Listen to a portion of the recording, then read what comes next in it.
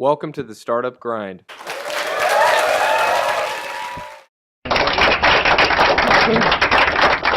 many folks here, is this their first Startup Grind event? You can just raise your hand. Oh, wow, we've got a lot of new folks. Awesome. Cool. Welcome. So in case you don't know how it works here, we'll have 40 minutes of a fireside chat between Paul and Liz. And then for the last 20 minutes, 15 to 20 minutes, we'll have a time for audience question and answers. So you can ask your own questions. So be thinking of those as you listen and enjoy the event. After we'll have more time to chat and follow up with any of us. So I'll leave it to you, Paul. All right, thank you. Thank you. All right, so just as kind of a background, I have a little bio on Liz. So Liz Eversoll, she's the founder and CEO of SOLOMO Technology, which started in 2010. SOLOMO delivers a rich platform as a service that provides location and identity information to brands to create smart locations. So last November, Liz's pitch won her company $100,000 through Rise of the Rest startup pitch. It was hosted by Steve Case. And so let's give another round of applause to Liz. Thank you. So thanks for coming out. You bet, yep. So, I guess you've been in the IT industry, over 20 years. How did it all get started? Thanks, yeah, appreciate the calling that out. It's all good. It's on your LinkedIn bio, so I figured it was fair game. It's public, yep. Well, I actually started out electrical engineering because it was the highest paying job coming out of college. This is how I selected my career. And my senior year, actually, computer science moved to the top of the highest paying job, so I switched my career to computer science my senior year. I didn't really have a plan. I wanted to be in an industry that was growing, where I could make money and be successful. I actually didn't think about the women aspect of it. Like even going through college, there was no women in my classes, maybe 5 in the whole curriculum. And then throughout my career, that really never made an impact on me until I was probably until I was at CDW, so probably 5 or 7 years ago, where I had a really good mentor that sort of called out our sort of responsibility to other women and how we should help them, young women, get into STEM, and in general, how we should help foster innovation and creativity and all these types of things. So it's important to have mentors along the way that can kind of help shape your career. Mm-hmm. So you graduated with CS. Did you work as a developer then? I did for about 1.5 years. Okay. How'd you like that? It was fine. There wasn't a lot of interaction. As a junior developer, that's pretty much what you do. You sit in front of the screen and you code all day. And so there wasn't a lot of interaction with customers. We didn't have Agile. Everything was waterfall. You got these big monolithic tasks and you sort of went off into your office and did those. There wasn't a lot of collaboration like there is today. So it just wasn't fulfilling. And so as I started to get opportunities to work with partners and work with customers, that was a lot more exciting to me, is how I could take the technology and apply it to a business problem and help someone be successful with technology. Okay. So you like more of the business side of things rather than the technology per se? Yeah, I like thinking about how we can solve big problems with technology. I mean, technology is cool. There's many cool things we can do with it, but from a business perspective, just doing cool things doesn't make money. It doesn't necessarily make an impact. So putting all those pieces together is really interesting. What's the business strategy? What are you trying to accomplish? How do we maybe disrupt an industry? Like, those are really, really interesting things. So are those the types of things you did as a consultant later? I did. And consulting is great because you get to give your opinion and they can use it or not. So it's a little bit different than being in the business. So I got exposure to a lot of different businesses and a lot of different technologies and business problems. And learned a lot about strategy. I mean, project management was really new back then, and just how you put together a plan and how you develop a business plan, and all those things weren't really, especially on the IT side, they just weren't commonplace. So we were doing all of those things, sort of learning as we went. And so you had your own consulting business? I did. So how long did you work in the field before you felt confident and comfortable with everything that, now you can pick apart the problems and be a consultant? Yeah, I worked about 5 years at Conoco and DuPont, and learned a ton of stuff there because they were very early implementing project management and methodology, and that's sort of been the cornerstone of the basis for sort of everything. You can plan a business, you can get a project done, you can accomplish things, right, if you have good methodology and process and can work with people and all of these things. So that was just really good foundation for me. And then I was really lucky in that a lot of times when you go into a big company and you work in internal IT, you're working on legacy systems that are already 5 or 10 years old, the technology's not interesting, you're doing maintenance. And so I was lucky to get assigned to the trading portion of Conoco. The traders always have lots and lots of money to do cool things because they make lots of money. So we were able to put together sort of a whole new implementation of technology for them that would automatically take all their trades and generate contracts and take it all the way through the process, automate everything for them. So we were using SQL Server 1.0, we were using OS2, and it was an IBM product, and then became a Microsoft product, using Land Manager, which was the predecessor to the Microsoft technologies. So we just got to use like all of these brand spanking new technologies and figure them out. So I got to go to Redmond for 5 or 6 weeks for training. So new technology, whole new system rewrite from the ground up, and then really cool business experience. And so once I had that, which was so painful, and we really just imploded. I mean, we worked like 80 hours a week and couldn't get the thing done. Well, it was all young kids. There wasn't a lot of leadership. There wasn't project management yet. And but I learned more on that project than any other project. And so when you take those lessons, you say, I don't ever want to do that again. Sure. There's got to be a better way. And so that's when I felt like I was comfortable going out and consulting about project management or business problems. Okay. So, given the proportions of women in your CS classes in college, were you a rarity to be an IT consultant in that field? Very much so. When I first started consulting, I moved back from Houston, and TDS was one of the first companies that I consulted for. Actually had quite a few women in the IT department, which was sort of an anomaly, and many women in management, which was really refreshing as well. And so I think a lot of it depends on culture.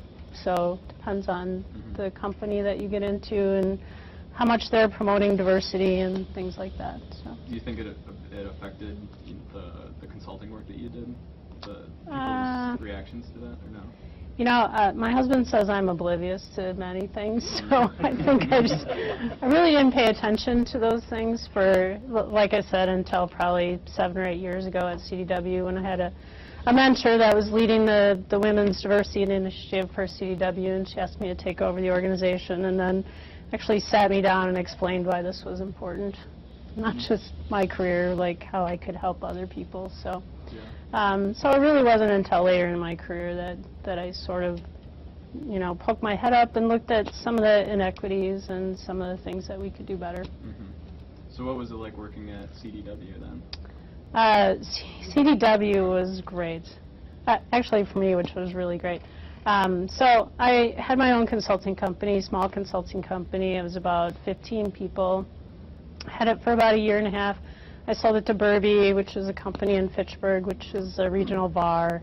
And they had an IBM, and they had a Cisco business and a data center business, and I had a Microsoft business. So we were kind of a good slide in to sort of expand their portfolio. And so Burby bought my business. I built up their Microsoft business for them. Burby is very much a solutions, high-end consulting company, working with all the large enterprises in the central region here, helping you implement really big Cisco implementations or managed services or Microsoft rollouts or what have you. So very solutions focused, but pulled a lot of transactional hardware and software sales with that. They were bought by CDW. How many of you know CDW? Technology resellers, where you go to buy your laptops and your servers and your hardware. Very transactional, super on the logistics side, not a solutions company at all, and not a software company. Very much about hardware, pushing lots and lots of hardware. And so when Burby was bought by CDW, it was really a clash of cultures. It was very transactional business with this solution and enterprise business, systems and process and commission plans, and none of this stuff lined up. Right? And there was no strategy around it. And so I sort of looked at the software business that CDW had, which was struggling. It was a $1.6 billion business, but still very much struggling within this big hardware business. And the software partners were very unhappy with CDW because all they cared about was hardware, even though they sold $1.6 billion worth of software. And so I said, well, I think I can take my little solutions business, which was about $20 million, and integrate it with that transactional software business for about $1.6 billion and create a new value proposition around selling software. And so I made a pitch to the CEO to do that, and he said no, and so then I quit, and then he said, no, never mind, I do want to do that.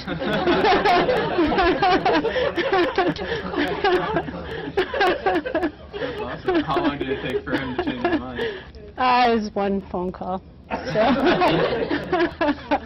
and so then I got the opportunity to do that, and that was the one part of the Burby CDW integration that actually went really well. Like we were combined on goals, and we combined the culture, and we restructured and integrated the teams, and really aligned it to the business and to our partners. And so when I took over the business, the partners were super unhappy with CDW. They weren't selling, they weren't performing, they were losing market share. And 4.5 years later, we built it from 1.6 to 2.7, and we won worldwide awards, and CDW was at the top and taking lots of market share from our competitors. So for me, to answer long answer to your question, it was a really, really fun time to be able to be in a big business and have lots of resources and make really big change.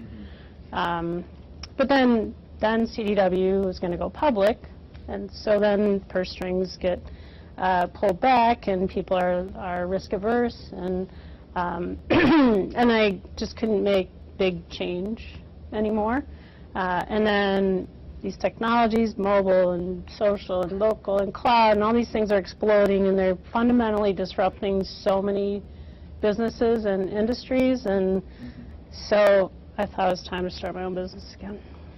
When all those different movements were happening, like the social, local, were people on the inside at CDW, was this obvious to everybody, oh, this was going to happen, this is going to explode, and this is going to be adopted really fast? Or was it kind of a little out of the blue? Well, how many of you read The Innovator's Dilemma? So, I mean, it's a classic case of this. Yeah. This is a really great business, growing. They're a machine. They're a selling machine, and they do really well. And so you don't want to change what works, right? But you have these technologies, especially on the software side, cloud. So you used to have to buy all this stuff through a reseller. You could only buy technology through a reseller, and now I can buy technology directly as a big business or a small business, and so the value of the reseller is getting diminished, and getting diminished really quickly. But again, that's the dilemma. Do I disrupt my own business to go after another piece? And so it really took them a while to figure that out in the midst of going private and going public, and all these things. In a big business, just limit your ability to do those things. So is that what caused you to kind of drop off from that and start your own company? Yeah, I just thought it was going to be a long haul to get the mind share to make those kinds of changes. Yeah. And I didn't want to miss the wave. The first time I started my company, it was the year 2000, so it was after the .com. And we did fine, but I was just a little too risk averse to start it before that, when I think we would have done much better. And so I just didn't want to miss the technology wave. They only come along like every 10 years at the most, like really big waves of opportunity. Did you give yourself like a time frame of, I got to do this within a year or I'm going to miss it, or 2 years and I'm going to miss it, or was it not that specific? No, it was. I had a really big birthday this year, so I wanted to do it when I could. I had enough time to get something done and built before that, so. Okay. Cool. So what are some of the challenges of running a small company and starting that versus running a huge corporation? Yeah. Big company, so we had lots of resources. As long as the culture is there where you can make change, that's really fun. But it's also really very highly political. So you got to spend a lot of time. Like I spent 6 months selling the integration of our services and solutions and transactional business, meeting with every single executive and the CFO and doing the business plan and or pitching over and over and over that this made sense to do. And then we got it done and we were able to make change. But that's also threatening, right? So you sort of step on toes or break some glass to make change like that within a large organization. So there's some of the trade-offs. You have lots of resources. If you're working with partners, you get lots of love because you're big. And so I worked with partners like Microsoft and Cisco and Adobe and 400 of the top software partners in the country. And so now at a small company, I work with those same partners, but I get about this much attention that I used to get. Yeah. And so you just have to keep proving yourself, and your relationships help. But and then small company, how many of you are in a small company? So there's never enough time, there's never enough money, there's never enough resources. You need more revenue, you need more customers. I mean, just all the time, you're just building these things. So you really have to have tenacity, and you have to really love it and not give up. Yeah. So why don't you give your pitch on SOLOMO? What do you do exactly? We have a smart location platform for location intelligence and mobile engagement. So Google Analytics for the physical world. So I know on my website today what my traffic is and visitors and repeat visitors, but in my brick-and-mortar space, I'm blind to that, right? I don't have that information or knowledge, so we provide that. And then we provide the mobile engagement. So as I move around within the facility, I might be able to get a notification on my phone as to the artist that did that work over there and information about them, and get that triggered as I move through the locations. So, and then we take all that data and can combine it with other data, and so eventually you sort of have your marketing cloud for the physical world. So if you're familiar with some of the big suites from Adobe and Oracle and these guys that have big marketing systems that drive all of your digital marketing, we strive to be the marketing cloud for the physical world and do that same thing. Okay. So do you make, I'm guessing you make like a hardware piece that will track location, or how does that all work? We're sensor agnostic, so we can plug into your existing Wi-Fi network, Cisco or Meraki or others, and just start collecting analytics. We use BLE a lot on the engagement side, although we can use Wi-Fi as well, and so we use a lot of the different sensors that are out there, contact or Estimote or things like that. We can also use GPS or RFID and collect that sensor data as well.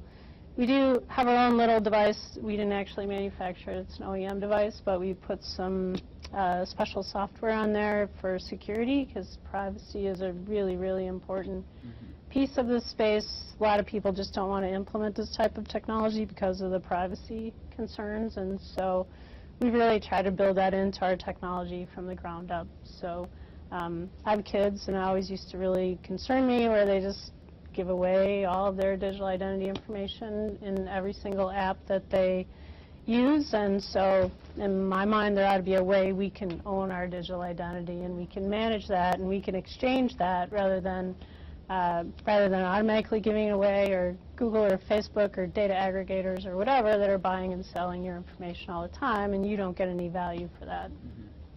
How did you come up with this concept of doing this? So when I left CDW at the end of 2010, I actually worked on I was going to start a cloud business. I worked on the business plan for about a year. And when I left to start that, I started looking for talent. There's a lot of kids around here. I call them kids because I'm old. They're working on mobile, but very consumer focused. And I know a lot of the enterprise businesses because I work with them, and they weren't doing much in the mobile space because they were worried about just privacy issues, and they were worried about collecting personal information about people, and there really was no, like, every company had to build that from the ground up. There's no mechanism. There's nothing you could plug into and make sure that privacy was taken care of, and a lot of the things that we built in. And so we started doing custom consulting. These issues kept coming up over and over again. We're also a Cisco partner, and Cisco was just coming out with some location technology, and so that was sort of the genesis of our Exchange platform. Okay. So who are your customers then? We really focus in the enterprise because that's my background. So we work with folks like Kohl's, or Cox Communication is one of our big customers. They manage, mostly on the West Coast, large event spaces, so like the Las Vegas Convention Center and about 40 other convention centers in Vegas, and then other markets. And we just actually we implemented for CES, the Consumer Electronics Show, and we did all the analytics for the event. So, you know, we tracked, I think, 600,000 devices at CES, and our platform scaled to, at one point we were collecting 200,000 location updates a minute. So your phone gives off a location update, or 2 or 3 every minute.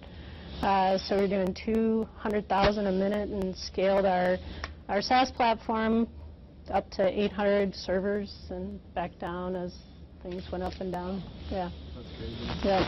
So, I lost my train of thought. So, basically, it seems like consumer, like the individual, is really, you know, doesn't really mind you tracking them so much, but the business side does. Is that kind of how you see this? Consumers are becoming much more aware of this, right? I mean, we've seen security breaches, we've seen Macy's and Home Depot and a bunch of folks that implemented this technology early, and they weren't transparent, and they didn't inform consumers, and they didn't give them options. And so consumers are just becoming much more aware, and there's a lot more data about how we want to take care of our personal information and what we're willing to exchange it for. So it's becoming more of a consumer trend. Businesses are still very careful. I mean, brands that want to be trusted and keep that trust are still very careful. Sure. So basically you're saying we got to figure out the privacy issue first, and then from there we can build out other That was our premise. I mean, we started with the privacy piece, and so we've written a lot of patents and just got a couple issued around the ability for the consumer to own your digital identity and revoke permission to that and barter that and things like that. That's cool. Yeah. Google's having some stuff like that right now. The right to be forgotten. Is that kind of... Yeah, so you see Facebook and Google putting some of those types of settings in. Many of them are still sort of buried, so it's hard for people to figure out how to actually do it. Yeah. It's good to promote it from a marketing standpoint, but they really don't want you doing it. Yeah. And our premise is that if you do it, we should tell the brand that, hey, so many people have revoked permission to you, you're doing something wrong, right? You're not adding value, or you violated some fundamental trust, or you're not being transparent. And if we inform you of that, you can change that. So how long did it... Are you still building out your product, or are you... Every day. Yeah. That's the not enough resources part, yeah. Okay.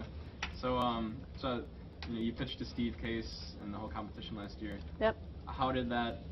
What did you do to prepare for that, and did that differ between what you do for a regular investor? Oh, yeah, this was the hardest pitch I've ever given. Really? 5 minutes is really, really hard. Yeah. Yeah, you can only say 160 words a minute, like max. This is all you can say. So you get 800 words, and you have to present your big idea, and you have to present why Madison, because it's a local competition. You have to present your your background, all in 5 minutes.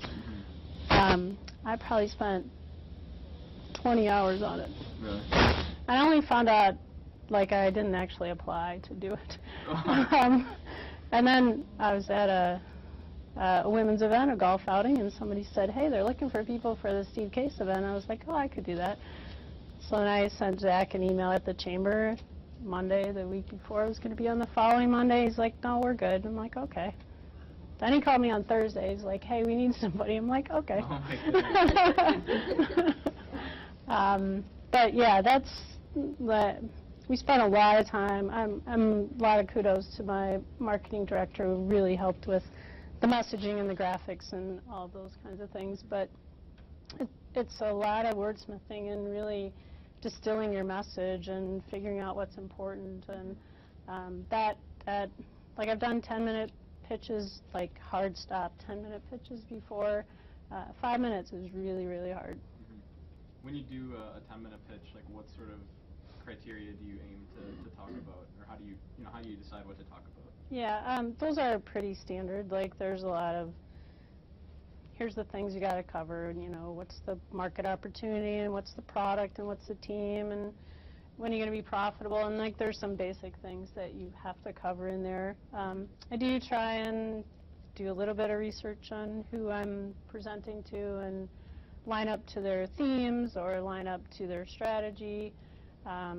We actually have been working a lot with strategic partners like Infosys and these sorts of folks, and so then it's important that you understand their strategy and you can sort of say, here's how we fit in and here's how we make you bigger and better, and so that takes some work. Okay. So what did winning the competition do for your company? Well, I get to go to South by Southwest and do it again. And I've actually never taken the time to go to South by Southwest, so that'll be a good event. But the exposure, actually, I really didn't realize what a big event it was until after the event, and Really? We were just like flooded from all over, not just locally. Really? Yeah, just the PR from it was tremendous for us. And then Steve Case goes on your cap table, so then that always helps with other investors that can say, well, Steve Case invested, so just a credibility thing as well. And it was just a really good thing for Madison. I mean, Zach at the Chamber has just done a tremendous job really getting awareness to Madison and what we're trying to do in the ecosystem, and so it was a really great event for Madison. Speaking of Madison, do you see a big change happening with Madison becoming like a tech scene? I think we're trying. We're trying really hard. Madison's still very much healthcare and biotech, and if you look at the investment dollars that are allocated, that's still predominantly where those investment dollars go. But most of the angel groups are now diversifying, and so they're really trying hard to take a look at technology. Part of the issue that we have is that our investors aren't familiar with the space. It's just not their comfort zone. So it takes a lot of education, it takes a lot of time, and you got to find the ones that are sort of willing to take a risk. Okay. So kind of along that line, so now you're a board member in the Doyen Group. So could you just kind of elaborate on that for a minute? Doyen Group started by Heather Wentler and Amy Gannon about 2 years ago to really help women entrepreneurs. And really their goal is, like, if you look at the statistics, less women start businesses than men, and a lot of it is because they're more risk averse and they're more planned, and these are all generalizations, so please don't anyone take offense, but in general, more risk averse, more planners, more thoughtful, and so they just don't come out. They just don't come out and start a business. Like, that's a really, really hard, big decision. And so that's what the Doyen Group is really intended to do, is to help women start your first business. And so they've been doing a lot of startup events and mentoring for the last 2 years. We're now going to start a fund. So we'll have the Doyen Fund, which will give women their first investment. So it'll be maybe 5K or 10K, and really to help women make that leap, and then line up resources along the way as you go through the process. Okay. Do you see like an increasing trend of women in entrepreneurship, or? Yeah, this is a national trend. I mean, awareness is I would say, at an all-time high, and so you see lots of the big organizations, Google or Microsoft, because the CEO put his foot in his mouth, but really putting a lot of resource behind the Women's Initiative, and it's backed by data, right? I mean, there's all kinds of studies that say if women are on your board, then your company is more successful and more profitable. Companies run by women are more profitable, and so there's just a lot of data that says, hey, this, from an economic standpoint, this makes a lot of sense. We should get behind this. Okay.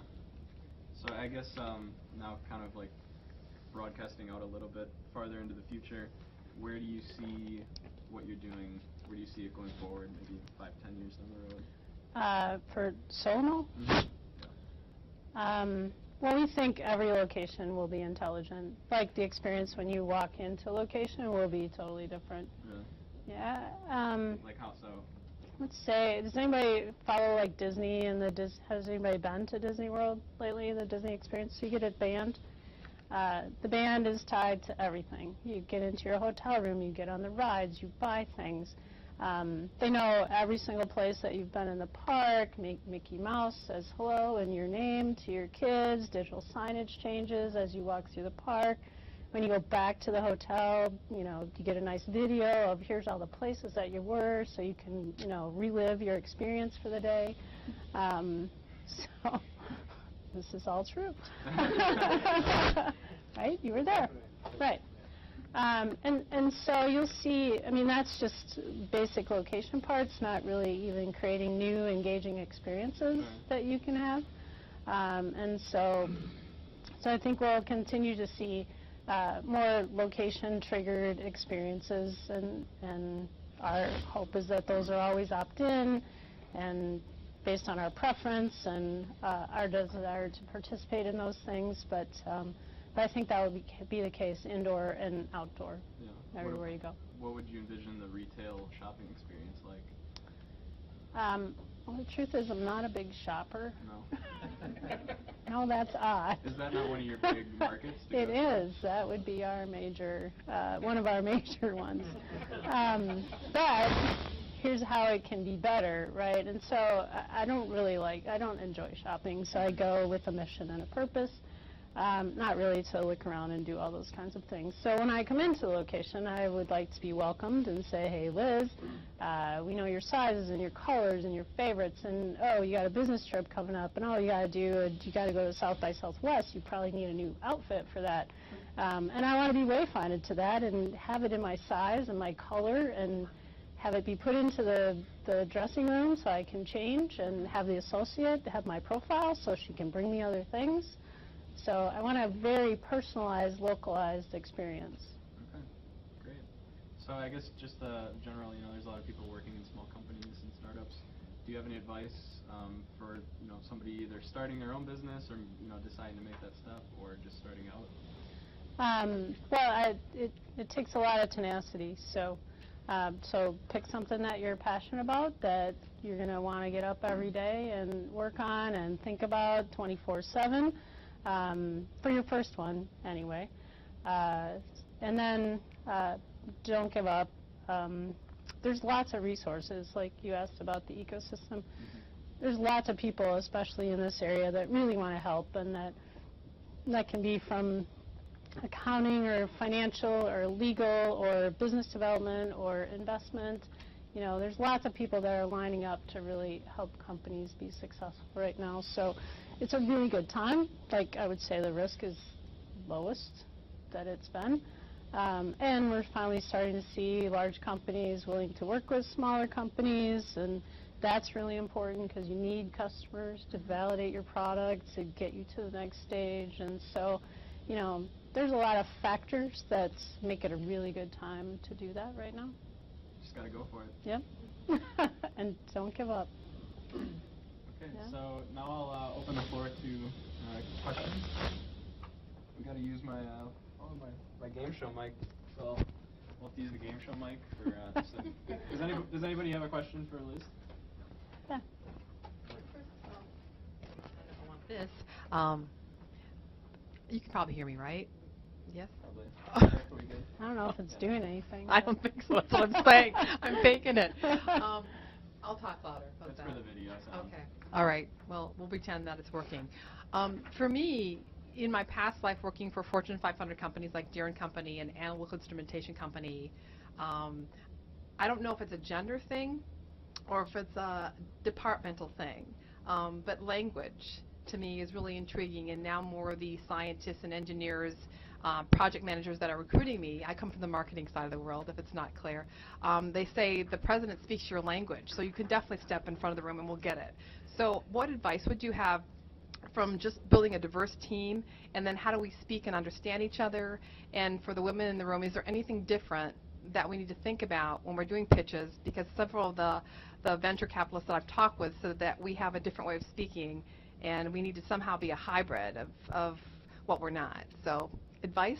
Well, you got to know your audience. I mean, number one, that just matters internally or externally. I have a very different conversation with the CFO than I have with the CMO than I have with IT, right? So you got to know your audience, you got to speak the language, and especially when you're pitching them on your product. And you know, I can't go into healthcare and say customer satisfaction. It's patient satisfaction, right? These are the things that you have to know and do.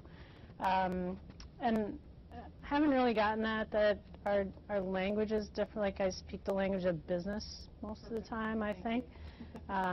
So if you're doing that and you're basing it on your business case and the facts and the market data and all those kinds of things, I think that disconnect maybe won't be there so much. And there was a third leg to your question, but I don't remember it. Oh, you did good. Okay, all right. Craig. So big companies are super political, and I heard that on the band side. What are you doing to ensure that your place doesn't turn into same sort of thing? It doesn't have manifest those ugly political qualities. Yeah. So I think we're small, and I think we don't have politics. But then some people will tell me that there is like, what is so political? I'm like, well, you saw there's like 20 of us. Like, how political can it be? But I think that happens when you have structure. Like you start out and it's you and someone, and there's maybe you add some people, and you're still really sort of more peers and colleagues and a team. But when you start to get management and structure in there, I just think that happens by nature. So, you know, as a leader, I try and spend time at all levels in the organization. Like, I really just want to know what the hell's going on. I really don't want it filtered or messaged or whatever. That's my job to do to someone else. So you got to keep your ear to the ground. You got to stay in touch, and then we try and do things like, well, I bought a keg, so this really opens people up. You get a lot of things out there. You know, you have lunch and do all that stuff. And then I do like pitch days, like innovation is really important, and everyone has good ideas. So like every 6 months or 9 months, we do pitch days. You can pitch whatever you want. If it makes sense for the business, then we'll try and do those top couple of things. And so, and then I also let my team like figure out what makes the environment fun and cool, and then present me with things that they want to do. And sometimes we do them, and sometimes we don't. So, yeah.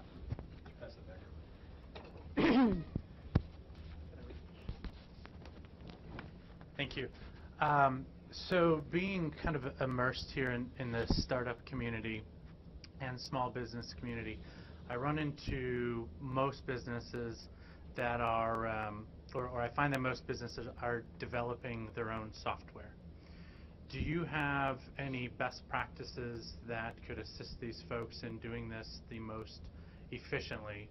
Is it bringing in-house? Is it outsourcing? Is it offshoring? This is really hard. Developing software is really hard. It's not an easy thing to do, and you need so many skill sets. You need business analysts, and you need graphics, and you need design, you need UX, and you need QA, and developers, and architects, and all these things. And as a small company, it's really, really hard to get all those things in the 1 or 2 people that you can actually afford. And you really can't afford to hire a consulting company that has all those folks, and they're going to charge you $100 or $150 an hour. You can't afford that either. So my success has always been about the team. Like, find really good people that are versatile and can learn and are passionate. And so when you start off, then I think you got to find those people and you got to incent them correctly to do all those things. As you get bigger, you really got to look for ways to optimize and save money, and offshoring is a great way to do that, but you also have to have the expertise on the inside that can actually manage that. So I think there's a time in your growth as a company where some of those things make sense. I mean, we've had our ups and downs on the software side, so and brought in consultants here and there if we need to make a big architecture change, or we need to, you know, a big design change or something like that. So we try and bring in point expertise along the way to help with those things as well. So, but it's hard. I mean, most software projects fail. Developing software is hard.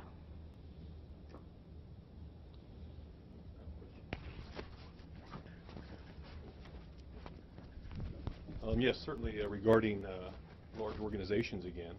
When it comes to getting these organizations to accept your IT solution, what kind of steps have you done to get the culture to accept that IT solution? Yeah, this is, in the enterprise, this is a long, long process. So for us, one, it's brand new technology.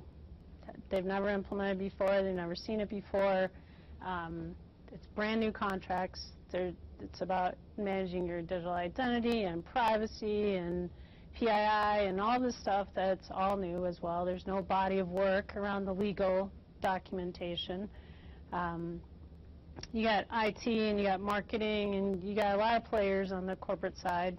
So, you know, an enterprise sale in general is a 12-month sale. Doesn't really matter what you're selling. It takes, you know, 12 months from the time you start talking to them until you can actually sell them on something. And so part of our strategy to help accelerate that has been our partners, and so we work super closely with Microsoft because we wrote our stuff on Azure, and Cisco because we use their Wi-Fi, and Google because we want to use more of their analytics. And so if we go in with them, we have better credibility, right? And so we spend a little less time being questioned and vetted and all of those things, but then you still have all those other things. Like, we've spent 4 to 6 months on a contract, one contract. Pretty much I wrote it and did all the negotiations, and they had at least 20 people that looked at this contract, and their general counsel and outside counsel and all these things. Like, this is what you have to do, right, to get it through the process, and you just have to keep at it and persevere. Get an internal sponsor. If you don't have an internal sponsor in an enterprise account, you're going to waste a lot of time. And as far as once it is implemented, or the company accepts the contract and it's actually being put into place, and how would you get the staff to accept it then, to kind of, if it's kind of a change in procedure? Yeah. So we learned you can't just like hand it to them, right? It has to get operationalized, and that. So now we try and set that expectation at the beginning, like someone needs to run this, and someone needs to use it, and someone needs to do something with it, otherwise it's going to sit on the shelf, and all that great data we're giving you, you're not taking action on it, so it doesn't mean anything. So now we try and build some of those services in the back end too, where it's expected that you'll meet with us every week, and we're going to go over the data, and we're going to talk about all the great things that you can do. Even to the point, like with our Cox or other customers, where we've helped them build their product that they're going to take to market. So you pretty much just have to figure out what they're not going to do, and you got to do it to get them to adopt it. Yeah. Can you talk about some of the other different use cases besides retail and factory floors? What's kind of in between there? Yeah, we do a lot of events work, like the CES event that I talked about. We're doing a lot of work, initial use case development with casinos. So casinos are sort of like an Uber retail hospitality type thing. And casinos really just want you to stay in their location. And if you go to them, you can't find anything, you don't know what's going on, you don't know where things are located. So just basic location services automatically improves the consumer experience.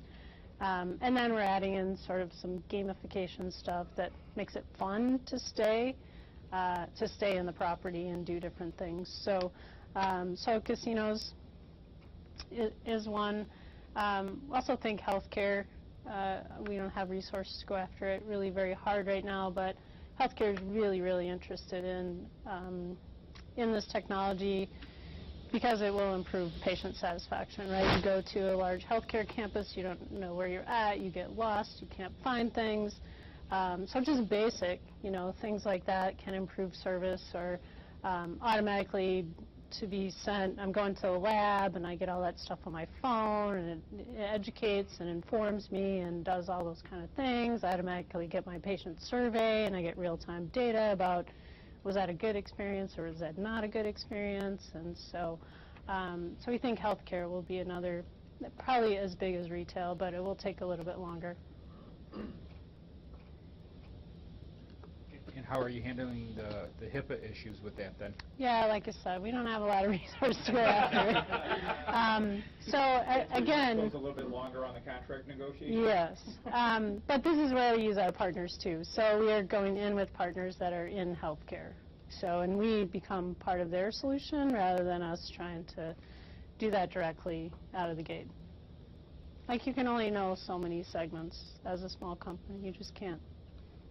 I can't speak the language of healthcare. So, yet.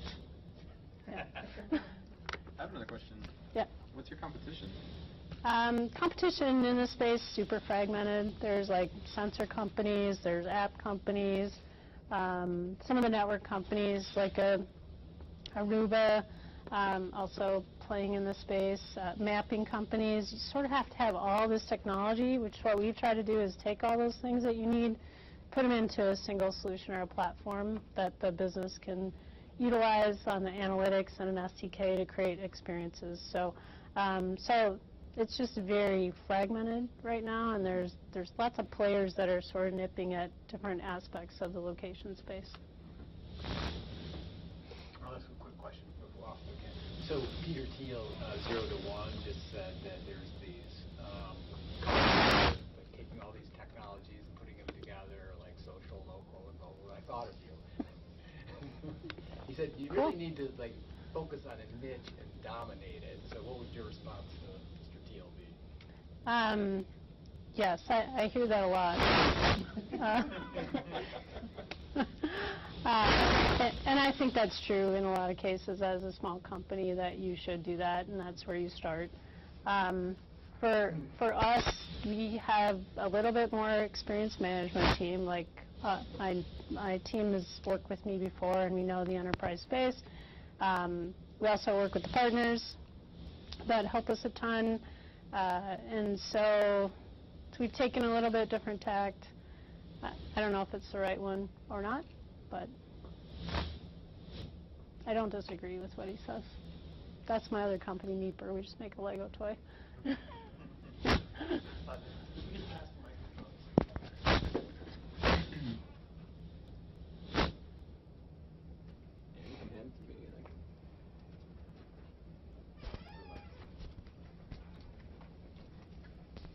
Need a wireless. Definitely. Or maybe you have an app to help us. Maybe. Mm-hmm. So I'm trying to understand the technology completely, but it sounds almost like a personal shopper. When you were discussing, when you show up at a retail store, you would like to have outfits in the room for you to try on. Is that the technology that you're going for in a retail space? That's an experience that our technology will enable. We really want to be in the platform, right? And so So we have an SDK that will let you create those experiences. I can't develop all those experiences, like I just can't. So, so we want you to create those experiences using our platform, and we'll collect all the analytics, and we'll deliver all the content, and we'll manage all those things and give you insights and do all that kind of stuff.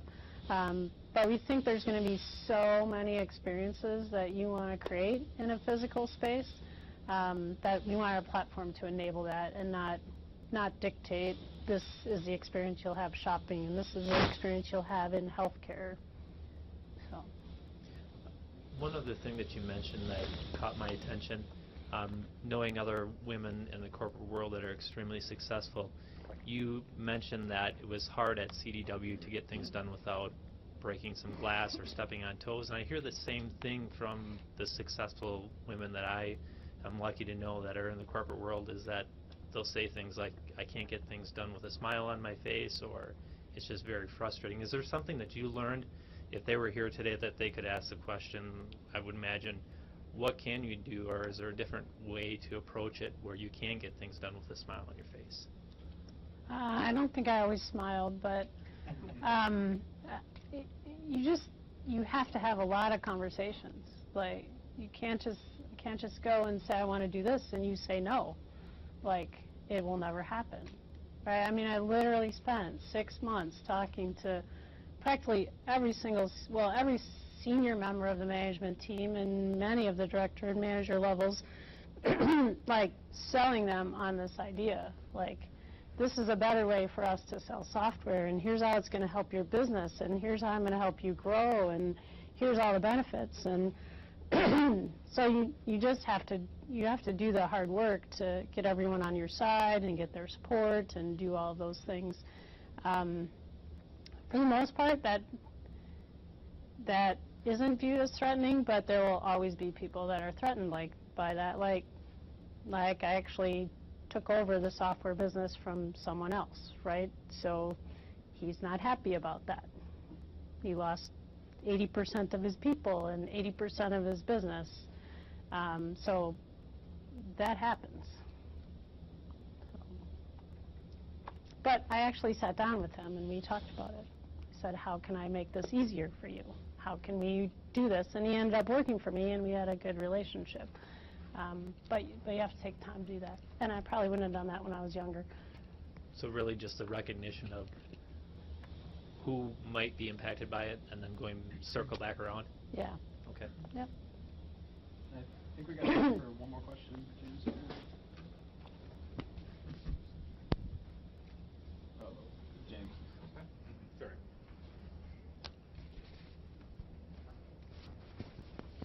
One of the things that we hear often is that for a new company to be successful, it has to solve a problem.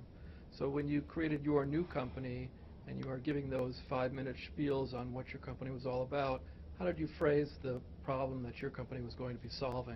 This was so hard. This was really hard because we started not with the location, not with the geo-tracking and all that stuff, which people sort of seem to get. We started more on the identity side and the privacy side, and to explain that you have a corporate identity and you have a personal identity. In the corporate world, the company owns your identity and they are doing whatever they want with it. And the personal side, there's all these data aggregators and Facebook and all this stuff out there, and there's no way for you to manage that. And we're trying to help you do that and exchange it for value. And to all investors that have never heard any of these things before and invested in biotech for 40 years, so it was really hard. But I actually had some of the local investors, and we actually spent a lot of time with me, helping me put it in their terms so they would understand it. But we've we've changed that messaging many, many times. So, and it's hard. It's because it's complicated and it's new and has to say everything in like one little snippet.